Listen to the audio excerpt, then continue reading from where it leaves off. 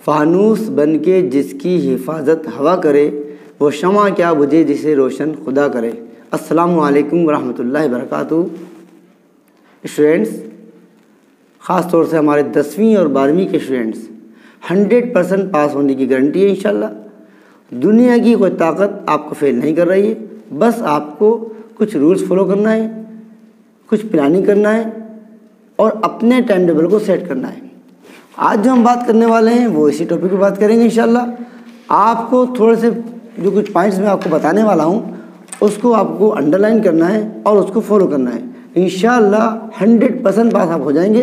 तो आप देखो, पहला जो पॉइंट है वो है प्लानिंग। तो आपको प्लानिंग करना है। तो प्लानिंग में आप क्या करेंगे कि आप सबसे पहले आपकी फ़िक्र ये होनी चाहिए कि मुझे अब सिर्फ 10वीं और 12वीं का एग्ज़ाम देना है। तो जो दिमाग में आपके जो तरह तरह की बातें होती हैं उनको खाली करने के बाद अब आपके दिमाग में एक ही प्लानिंग होनी चाहिए कि मुझे अब 10वीं या 12वीं पास करना है। अब प्लानिंग में हम क्या करें, तो देखो अगला पॉइंट है हमारा how to prepare for the exam, कि एग्ज़ाम की तैयारी कैसे करें। तो इसके लिए तैयारी करने के लिए सबसे पहले आपको बच्चों अपना टाइम टेबल सेट करना है।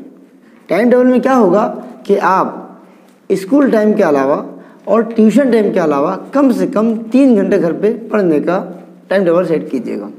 ठीक है, स्कूल चले गए और ट्यूशन चले गए, अब हम 3 घंटे घर पर पढ़ने भी बैठ गए, तो हम पढ़ें तो क्या पढ़ें। तो उसके लिए आपको क्या करना है, उसके लिए आपको करना है सब्जेक्ट प्लानिंग। अगला पॉइंट है हमारा सब्जेक्ट प्लानिंग, कि सब्जेक्ट की भी प्लानिंग आपको करना है। अब सब्जेक्ट में क्या प्लानिंग करें मैं आपको बताता हूँ।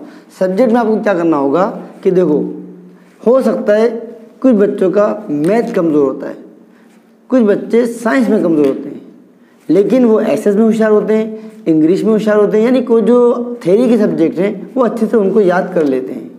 तो उसके लिए उनको क्या करना होगा कि जिस सब्जेक्ट में वो बच्चे कमज़ोर हैं उसके लिए जो उनका टाइम टेबल है, जो उन्होंने टाइम सेट किया है, तो ये सब्जेक्ट को वो टाइम ज़्यादा देंगे। जो उनके जिस सब्जेक्ट में वो कमज़ोर हैं उसमें वो टाइम, मैथ में कमज़ोर हैं तो मैथ के लिए आप टाइम ज़्यादा रखिएगा, साइंस के लिए आप टाइम ज़्यादा रखिएगा, और जो आप लर्न कर लेते हैं, याद कर लेते हैं, उसको आप टाइम कम देंगे। ठीक है, तो ये आपकी हुई सब्जेक्ट प्लानिंग। उसके बाद आगे आता है 100% श्योर, और दिल दिमाग को अपने को मजबूत ये रखना है कि मैं पास होने वाला हूँ, इंशाल्लाह मैं पास होने वाली हूँ।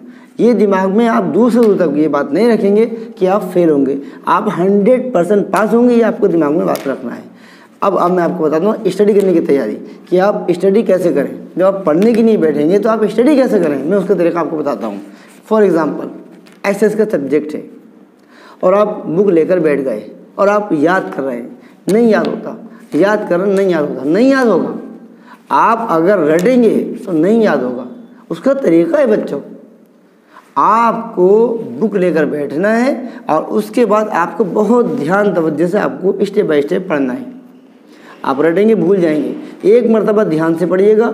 आप ये होड़ नहीं चलाएंगे, आप आंखों से पढ़ेंगे, बराबर ध्यान से आप पढ़ेंगे स्टेप बाय स्टेप, इंशाल्लाह एक बार में याद होगा। आप आजमा के देखना, जो मैं बता रहा हूँ ना, इंशाल्लाह आप उसको आजमा के देखो। इंशाल्लाह एक बार में नहीं तो 2 बार में, नहीं तो तीसरी मरतबा 100% आपको याद हो जाएगा इंशाल्लाह।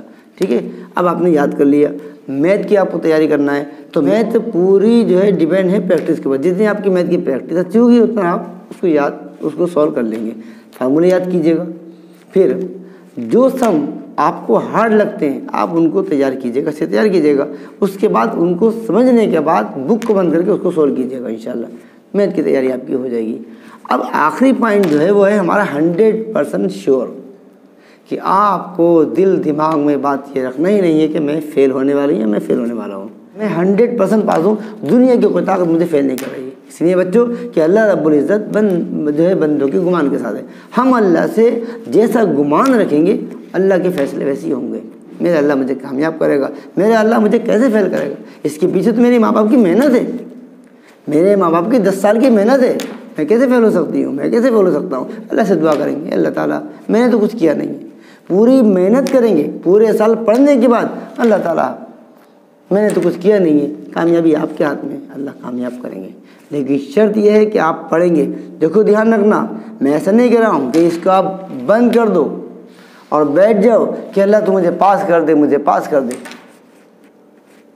नहीं हो सकता, पॉसिबल ही नहीं है। अब एक मिसाल आप देखो, एक आदमी को मुंबई जाना है और दिल्ली जाने वाली ट्रेन में बैठ गया और वो दुआ कर रहा है कि अल्लाह ताला मुझे मुंबई भेज दे, तो क्या मुंबई जाएगा? नहीं जा सकता। आप समझ रहे हैं आप? अब आपको आपने मेहनत की, स्टडी की, अब अल्लाह से दुआ करो अल्लाह ताला जो पढ़ा है वो याद रहे और जो याद रहे वो एग्ज़ाम में आ जाए।